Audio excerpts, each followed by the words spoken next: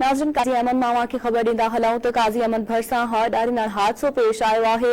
हादसे सबबि फ़ौतियुनि जो अंग छठी वियो आहे, जॾहिं त 25 खां वधीक माण्हू ज़ख़्मी थी पिया आहिनि। ज़ख़्मियुनि खे अस्पताल मुंतक़िल कयो वियो आहे। काज़ी अमन अस्पताल में डॉक्टरनि जी खोट सबबि मरीज़नि खे तिबी इमदाद न मिली, जंहिं सबबि मरीज़ तड़पंदा रहिया। 20 ॼणनि खे गंभीर जोगी हालत में नवाबशाह अस्पताल रेफर कयो वियो आहे।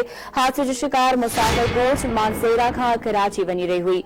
काज़ी अमन मावा खे ख़बर ॾींदा हलूं त काज़ी अमन भरिसां हवादारी नाल हादसो पेश आयो आहे, जंहिं जे नतीजे में 6 ॼणा ज़िंदगी जी जंग हाराए वेठा, जॾहिं त 25 खां वधीक माण्हू ज़ख़्मी थी पिया आहिनि।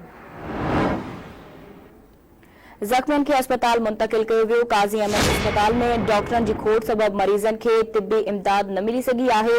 मरीज़ तड़पंदा रहिया। 20 ॼणनि खे गणती जोगी हालत में नवाबशाह अस्पताल रेफर कयो वियो।